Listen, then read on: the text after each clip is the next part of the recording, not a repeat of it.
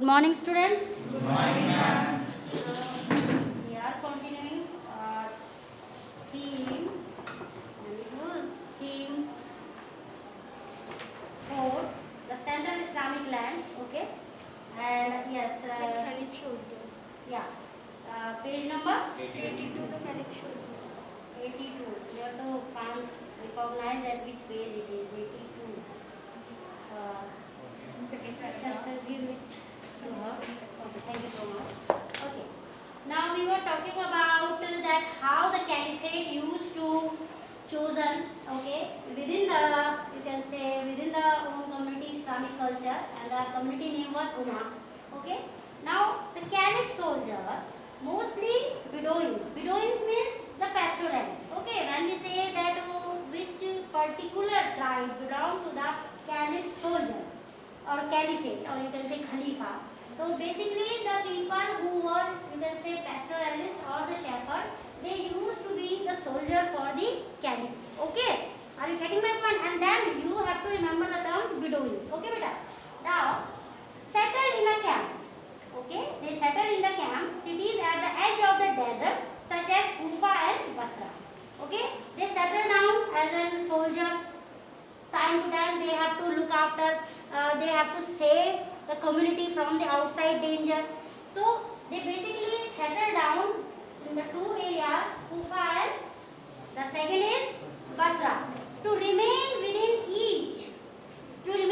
reach of their natural habitat as well as the caliph's command. Why they have chosen these two areas, Basra and Kufa? Okay. Why they have used these two areas? Because it was the near within the reach of the caliphate, so that time to time the caliph also give them the message, and they were under the supervision of the caliphate. Okay, so it was a strategy because they have to follow the command or the guidance of the caliph. So that's why their distance is also mentioned, that they should come within the particular area where the caliph can easily send and communicate with them. Understood? And with whom? Bedouins. Because they were the soldier, basically the soldier of the caliphate, or you can say caliphs. Now, yes, the ruling class and the soldiers. The ruling class and the soldier received share of the booty and monthly payment, ata, underline ata. Ata means monthly payment. Underline ata. That the ruling class who are doing the administrative work for the caliph, okay, they can be accountant, they can be treasury officer, okay. Plus these soldiers used to have the monthly income in the form of payment, which is known as a ata, ata. Now the non-Muslim, important. Everything is important, but still that because here you will find out the differentiation. The non-Muslims population. Can anybody recall me that who are they? Christians, Jews, Hindus. Okay, these non-Muslim people retained their rights to property and religious practices on payment of taxes as jizya tax and haraj. So within the community, you can say within the particular area, community, here we are talking about the Ummah. Now beyond that community, who are non-Muslim, the Jews, Christians and the other people, okay, Hindu also, they are allowed that they can continue their rituals, their practices. Okay, they were free to worship any form of God, but for that they have to pay the tax. Only then they will be free to celebrate their cultural, economical practices. Okay, and that tax was known with the name of jizya tax and the haraj. So haraj and the jizya tax belong to the non-Muslim category. Okay, under Islamic rulership, under the caliph's rules. The Muslim people were not allowed to give such type of tax, but these people are, you can say, restricted. That only then they can do their social and economical and the religious practices. If these non-Muslim are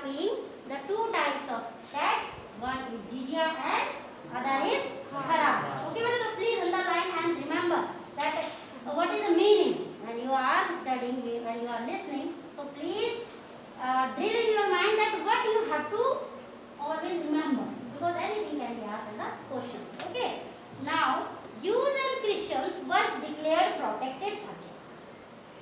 Among all the non-Muslim, Jews and the Christians were declared as a protected subject of the state, and they were categorized. When we are saying protected subjects, okay, it means they will be protected by the Islamic Caliphate, or you can say Caliphate or Khalifa. They were declared that they will be secured, and they are using for that, you can say, protected subject, the term dhimmis. Okay, who were dhimmis? Jews or Christians. Okay, Jews and Christians were dhimmis. It means dhimmis means they will be protected within the Islamic culture or Islamic world. Understood?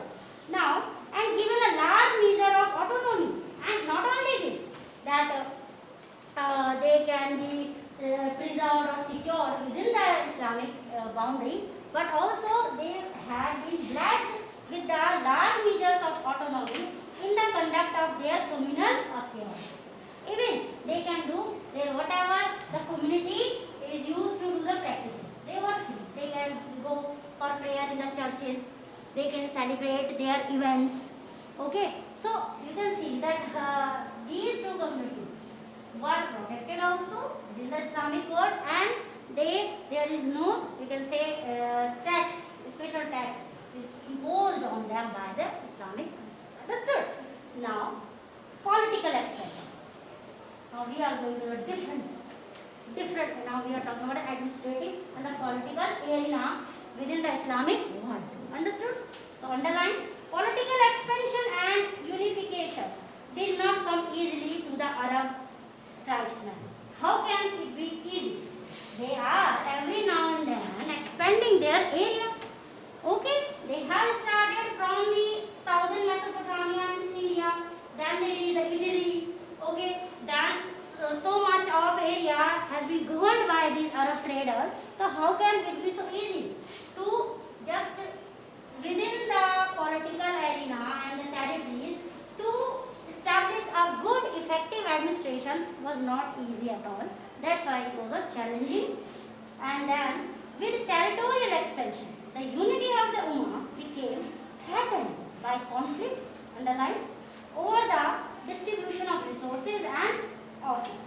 Now, what had happened when these Arab expand their territories?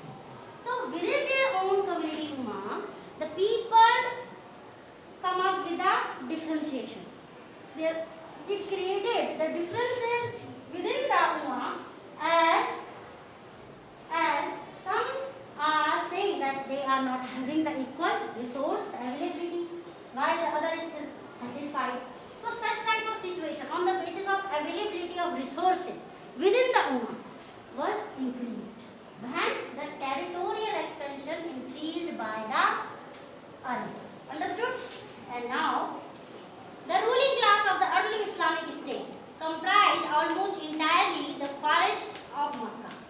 The third caliph, Uthman, and his rulership was from 644 to 656. Also Quraysh packed his administration. We are talking about a third caliph. Okay, remember. You have to remember their tenure, then the hierarchy system, that who was the first caliph, who was the second, how the second was different in his administrative system, okay, what innovation was done by whom. So these are the things that you have to remember. Now, the third caliph Uthman, whose rulership was from 644 to 656, also a Quraysh, packed his administration with his own men to secure greater control. Now, third, you can say, caliph, what he has applied that to establish an effective administrative system. He appointed on the higher post where he can rely on, whom he can trust. So he has appointed on the particular post within the administrative power his own relatives, his reliable people.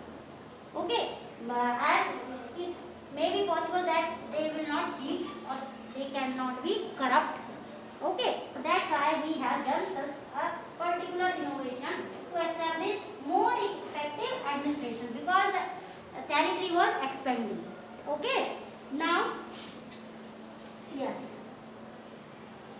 The further intensified the Makkan character of the state and the conflict within the other tribes. Opposition in Iraq, underline. Opposition in Iraq and Egypt combined with opposition in Madinah. Now, the opposition, the people who were not in the support of this administrative rule or the rule which was introduced by this third caliph, okay, and these were the area that Iraq and Egypt. They were combined with the opposition in Medina. It means that it was not that when we are saying the creating of the Islamic world or expanding the territories by the Arabs, it was not that all are ready to follow their culture, to follow their rules. There is time to time conflict within the community people, or you can say outside the community, and then the people who are opposing the caliphs, okay, in the various way, involve the area Egypt, then Iraq, and they also combined with the opposition in Medina. Now, led to the assassination of Uthman, and the result that he was just assassinated. He was not. He was assassinated means yes, he was killed. These people were not in the favor of this third caliphate, and he was killed. So you will remember that which caliph was killed, okay, by the opposition or the opposition. Now, yes, with Uthman's death, Ali became the fourth caliph. So Ali was the fourth caliph in the Islamic world, okay, and the rifts among the Muslims deepened after all, after Ali and fought two wars against those who represented the Meccan aristocracy. Now again, within the Muslims, the rifts and then you can say the partition, okay, developed and it becomes so deep after the Ali, okay, fought two wars against those who represented the Meccan aristocracy. Then the Ali fought the two wars with the Meccan aristocratic people, okay, that it also, you can say it also highlight or it also gave the power that within the community the people divided, okay, because as I told you in the starting, they were divided. They were as majority of the Muslim people want that Ali, that Bakr, okay, has to be our first caliph. Then some wanted the Ali should be our first caliph. So in this how that there was a contradiction. When we are going through with the topic, then we are finding that within the Muslims there were so much of differences in their likings and disliking, okay, especially when we are talking about the appointment of, or you can say choice of Khalifa, okay. Now we'll continue. He was however not able to suppress the faction led by Muawiyah, a kinsman of Uthman and governor of Syria. So who was the governor of Syria can be asked, okay. He was however not able to suppress, although Ali was not so, okay, I had left one time, that representing the Makkah aristocracy, all established himself, Ali established himself at Kufa, okay, he established his empire at Kufa and defeated an army led by Muhammad's wife, okay, and he also defeated an army which was led by Muhammad's wife, okay, yes, Muhammad's wife Aisha led a war in the battle of the Camel 657. So in the battle of the Camel which was fought in 657, he was defeated an army led by Muhammad's wife, understood, and here I am talking about Ali, okay. Now Ali's second battle at Siffin, northern Mesopotamia, ended in a truce which split his followers into groups, and when Ali had fought the second war, the result of his second war, that, and we are talking about southern Mesopotamia, that it resulted in a two section within the Muslim community, okay. His war resulted in the two, it divided the Muslim within the two parts, okay, and then yes, some remained